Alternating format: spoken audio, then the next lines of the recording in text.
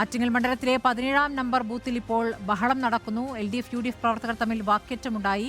പ്രായമായവരെ vote ചെയ്യിക്കാൻ CPM പ്രവർത്തകർ സഹായിക്കുന്നു എന്നതാണ് ആരോപണം. ബന്ധുക്കളെ ഒഴിവാക്കി പാർട്ടി പ്രവർത്തകർ വോട്ട് ചെയ്യിക്കുന്നു എന്നും ഇവർ പരാതി പറയുന്നു. അൽ-അമീൻ വിവരങ്ങളുമായി. അൽ-അമീൻ, ഈ സംഘർഷത്തിന്റെ ദൃശ്യങ്ങളാണ് ഇപ്പോൾ പ്രേക്ഷകർ കാണുന്നത്. എന്താണ് ഈ സംഘർഷത്തിനിടയാക്കിയത്? സ്മൃതി, ആറ്റിങ്ങൽ ലോക്സഭാ മണ്ഡലത്തിന് കീഴിൽ വരുന്ന കുണ്ടമൺ ഭാഗം സെന്റ് മേരീസ് LP സ്കൂൾ 17-ാം നമ്പർ ബൂത്താണ്. ഈ ബൂത്തിലാണ് തൊട്ടുമുമ്പ് ഒരു സംഘർഷ അന്തരീക്ഷം ഉടലെടുത്തത്. ഇപ്പോഴും ആ സാഹചര്യം പൂർണ്ണമായി ഒഴിഞ്ഞിട്ടുമില്ല. അതായത് പ്രായമായ ആളുകളെ, യാത്ര ചെയ്യാനൊന്നും പറ്റാത്ത ആളുകളെ വീട്ടിൽ നിന്ന് പാർട്ടി പ്രവർത്തകർ ഇവിടേക്ക് എത്തിക്കുന്നുണ്ട്, പോളിംഗ് ബൂത്തുകളിലേക്ക്. എന്നിട്ട് CPM പ്രവർത്തകർ അവരുടെ വോട്ട് ചെയ്യാൻ ശ്രമിച്ചു എന്നുള്ളതാണ് കോൺഗ്രസ് പ്രവർത്തകർ, UDF പ്രവർത്തകർ ആരോപണമായി ഉന്നയിച്ചിരിക്കുന്നത്. ഈ സുഖമില്ലാത്ത ആളുകൾ വന്നിട്ടും അവരുടെ ബന്ധുക്കളൊപ്പം ഉണ്ടായിട്ടും അവരെ സമ്മതിക്കാതെ പാർട്ടി പ്രവർത്തകർ കയറി വോട്ട് രേഖപ്പെടുത്തി എന്നതാണ്. ഇപ്പോൾ ദൃശ്യങ്ങളിൽ കാണുന്ന പ്രായമായ ഒരു അമ്മ, നമുക്കവരെ കാണാം. അവരെ ആണ് നേരത്തെ പാർട്ടി പ്രവർത്തകർ കൊണ്ടുവന്നത്. അതിനുശേഷം ഈ ബഹളം വന്നതിന് ശേഷം അവരെ പുറത്തേക്ക് മാറ്റി നിർത്തുകയും പിന്നീട് അവരുടെ ബന്ധുക്കൾ എത്തിയതിനു ശേഷമാണ് ഇപ്പോൾ വോട്ട് ചെയ്യുന്നതിന്, ആ ബന്ധുവിൻ്റെ സഹായത്തോടെയാണ് ഇപ്പോൾ വോട്ട് ചെയ്യുന്നതിനായി പോളിംഗ് ബൂത്തിലേക്ക് കൊണ്ടുവരുന്നത്. ഈ സംഭവം മാത്രമല്ല, ഇതിനു മുൻപും സമാനമായ രീതിയിൽ പ്രശ്നങ്ങളുണ്ടായി, പലരെയും കൊണ്ട് എത്തിച്ചു എന്നുള്ളൊരു ആരോപണം കൂടി ഇവർ ഉന്നയിക്കുകയും ചെയ്യുന്നുണ്ട്. ഇവിടെ നിൽക്കുന്ന ചില പാർട്ടി പ്രവർത്തകരുടെ പ്രതികരണം കൂടി തേടുകയും ചെയ്യാം. ഇവരെല്ലാം നിരീക്ഷണം ശക്തമാക്കി രണ്ടു കൂട്ടരും അവിടെ നിൽക്കുന്നൊരു സാഹചര്യങ്ങളുണ്ട്. ചേട്ടാ, എന്തായിരുന്നു ഒരു പ്രശ്നത്തിന് കാരണം? പ്രശ്നത്തിന് കാരണം ഐഡൻറ്റി കാർഡ് അവർ മനഃപൂർവ്വം പിടിച്ചുകൊണ്ട് പോവുകയും അതുപോലെ തന്നെ കമ്മ്യൂണിസ്റ്റ് പാർട്ടിയുടെ ഗുണ്ടായുസമാണ് ഇവിടെ അവർ കാണിക്കുന്നത്. സാധാരണക്കാർ ഇവിടെ വോട്ട് ചെയ്യാൻ വരുമ്പോൾ വോട്ട് ചെയ്യാൻ പറ്റാത്ത ഒരു സാഹചര്യത്തിലാണ് ഇവിടുത്തെ മാർക്സിസ്റ്റ് പാർട്ടിയുടെ തീരുമാനം.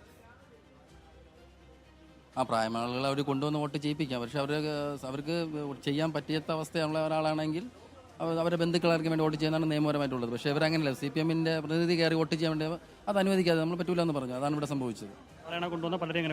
പലരെ അവർ കൊണ്ടുവന്നുകൊണ്ടിരിക്കുക തന്നെ. മറ്റു ഉദ്യോഗസ്ഥർ നോക്കുകുത്തിയായി നിൽക്കുകയും ചെയ്യുന്നുണ്ട്.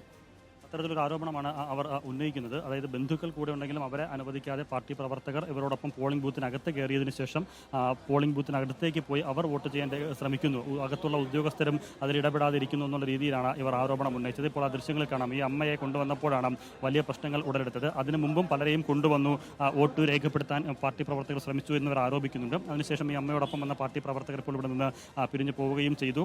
അമ്മ ഒരുപാട് നേരം വെയിറ്റ് ചെയ്തതിനു ശേഷമാണ് ഇപ്പോൾ വോട്ട് ചെയ്ത് പുറത്തേക്ക് വരുന്നത്.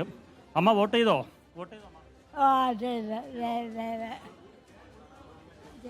വീട്ടിൽ നിന്ന് വന്ന് ചെയ്യുവാണോ?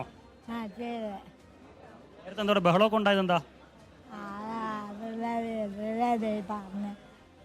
അമ്മായിക്കൂലെന്ന് പറഞ്ഞു, അമ്മായിക്കൂലെന്ന് പറഞ്ഞു.